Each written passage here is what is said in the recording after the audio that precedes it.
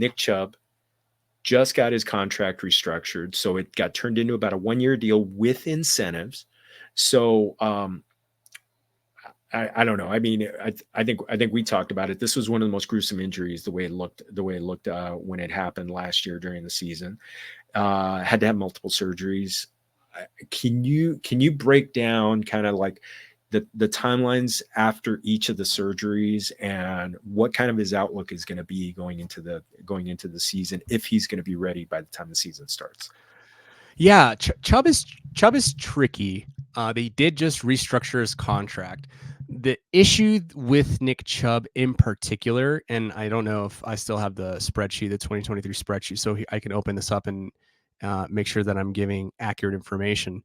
But yes, you said it. Chubb had 2 different surgeries.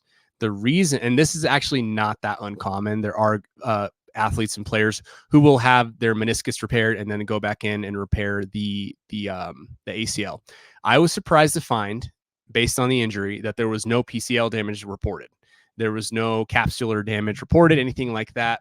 I find that interesting. I'm curious. You typically don't see an MCL that's isolated, but of course, I guess in theory, it's not isolated. It comes with the meniscus and the ACL.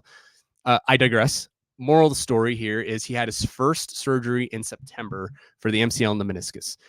Those meniscus injuries, if they're a full-blown repair on their own, I mean, we're talking months, right? Like 3-4 months until he's really right, 4 months to ramp up. So we assume this was a full repair. Then he turned around and in his second surgery, which was, let's see here, 2 surgeries. I lost the date of when his second surgery. I think it was November. So we're talking November, Yeah, 9 months. No, 9 months from November, just like we talked about earlier with Brooks, is the target date for a lot of teams, right? So we're sitting here, what that would be around August, right? So the mid-August timeline when he would really start to ramp up his activity. What would make sense to me is you ramp up Nick Chubb through months 9 until month 10. You see where he's at in month 10 because the meniscus issue is really where you're really concerned with Nick Chubb, because those things can really linger even a year after. You can have persistent swelling. You can have persistent clicking, popping that's painful. It can lock up on you from a mobility perspective. You could get scar tissue, pretty gnarly scar tissue, the way that we heard J.K. Dobbins, happen to go through. There are just a lot of, on top of the ACL, right? On top of the complications that come after an ACL. With Nick Chubb, it would make sense to me, given the fact that he's also had another major injury to that same knee, PCL in college.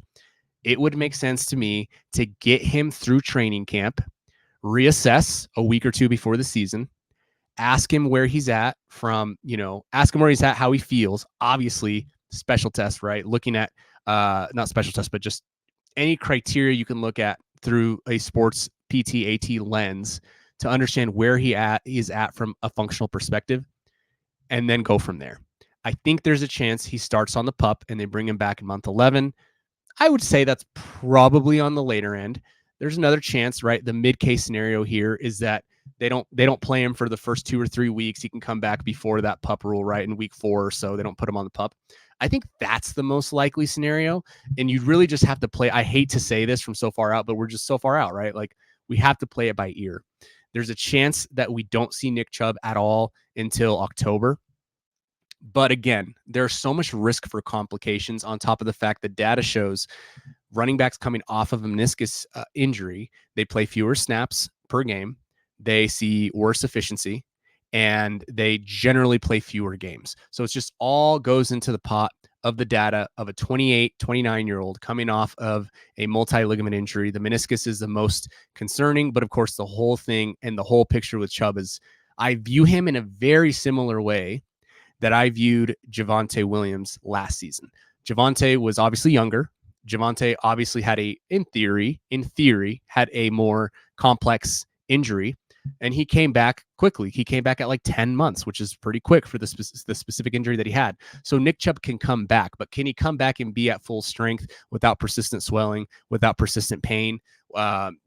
Is the coaching staff going to give him his full workload? Probably not, right? From a fantasy perspective, I look at Nick Chubb even at like his 6th, 7th round ADP, and I'm just like, why? Right? Like that's when you start taking flyers. That's when you start drafting some of the rookies that are still on the board. That's when you start taking, maybe you still are waiting on a quarterback at that point. Like maybe that's when you start looking at quarterback, especially if it's best ball, right? Like that's the range where he's going to fall. It really is going to push him into the dead zone. And I hate to say it. It's great that his injury wasn't as gruesome and as terrible as it looked, and he's going to be playing NFL football again. As far as it, as of today, but I just don't think that from a fantasy perspective, he's really an investment worth making.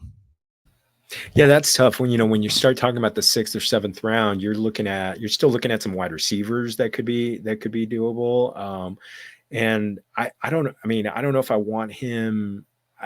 If I were to think about Chubb, I would want to have already had my 2 running backs and have him be like picking him as a flex play or something like that, or even a bench spot if he lasts that long. But I think the name brand value is gonna drive up his cost. It's gonna be tough. This is gonna be a tough one. I hate it because, man, he was one of my big finds in the 2018 season to get when he hit. So buena suerte, wishing Chubb luck, and hopefully he's able to hit some of those incentives and get back to having a career. So